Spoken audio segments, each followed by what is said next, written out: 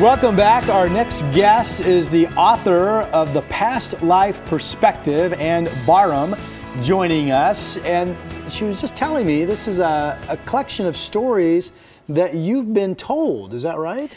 Well, the way past life therapy works is rather than my telling the client about their prior lifetimes, I'm putting them in a relaxed state and we are evoking their very own memories of prior lifetimes.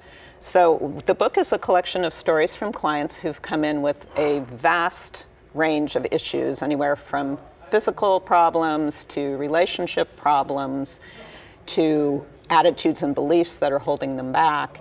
And our process of going into prior lifetimes to find the origin of the issue, release energy that's been blocked or stuck, work through the emotions, and then helping them move forward much more freely in their current life. This is so fascinating. Yeah, I'm thinking ghost stories. Am I way off base? I mean, it's a little eerie. Like I have this feeling, and it doesn't seem like it's my current life, but something that's calling me or telling me that I've experienced something before. Very often, you know, that sense of deja vu I that was just people going to ask refer you, is to. that what we refer to as deja vu these Yes, days? very, very often. For instance, like if you're traveling and I had a client that said, I went to Paris for the first time, I'd never been there, I never had to consult a guidebook. I knew exactly how to get everywhere. Ghost story. Now, like someone that you really engage with and you feel like you've known forever, we meet those people. Is that because we've had like a past life relationship possibly with them? Very, very possible. Yeah? Yes, because we do tend to travel in what we call soul groups, where people that we really enjoy being around, working together, learning lessons together on the earth plane, and so we will very often re-encounter each other many, many times across the ages. So, Ann, these stories of reincarnation, is that correct? Are you hearing, I imagine there's a mixed bag, bad stories and good stories. That's absolutely right, especially when you think of the course of human history. Some of the lifetimes that we go back to are pretty awful, and particularly if someone's coming in with something very challenging that they're dealing with in their current life. Perhaps, for instance, I had a client, and the story is in the book, who said she felt like she was always fighting for her life with her current husband.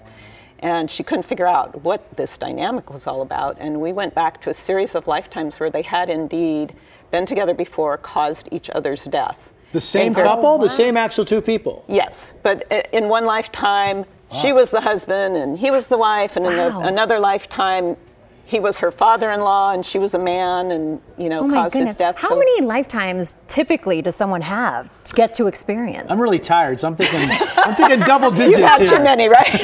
Right. Could be hundreds. Certainly, when you think all the way back to the beginning of human history. Wow. It's very possible. You don't need to go back to every single one of your prior lifetimes, though, to kind of help clean off the slate for your current life so you can be more effective. So, Ann, I do believe in some sort of energy transference, I refer to it. But I mean, is there science to believe that I could have been, just to say something random, a squirrel at one point? Or are humans, were they typically other humans in past lives? I have yet to regress someone to anything other than a human lifetime. Okay. So part of that might have to do with the process that I use, but also my understanding, and certainly more in the Western world version of understanding reincarnation, is that we're working through a series of human lifetimes with the opportunity to correct our wrongs from the past, to learn things, to expand our ability to be more conscious spiritual beings on the planet. Now I have to ask you, if someone is fearful, say always fearful they're going to become sick, is that a result of they were very sickly in a past life? Very possible, yeah. Phobias were one of the classic ways that past life therapy was originally used. So you can have fear of water, very possible that you drowned in a prior lifetime. Fear of fire, you may have been in a burning house in a prior lifetime. We can definitely track that back. So somebody's watching right now and they're calling nonsense and all this. You say to them what? Well, here's the amazing thing, is that you don't have to believe in reincarnation for this therapeutic technique to work, which is really fascinating. I've had many, many clients come in and they're like, I don't know what I believe, but I just want to try this out. Sure. And they end up having very, very successful regressions, and it helps very quickly resolve issues that maybe have been outstanding for years and years for them. So whether it's an actual past life or whether it's just a very powerful therapeutic metaphor for what's going on in their life, it seems to be very effective. This is so interesting. Oh, this is. Very powerful. Anne was telling me your book is easily available on Amazon and in most places. Bookstores and online, yes. Well, thank you so much for joining us. We could go on and on and on. Maybe past life perspective. Past life perspective. I'm thinking maybe I was a golden retriever in a past life, perhaps. We're going to toss it to Nina and Drew, and they are going to focus on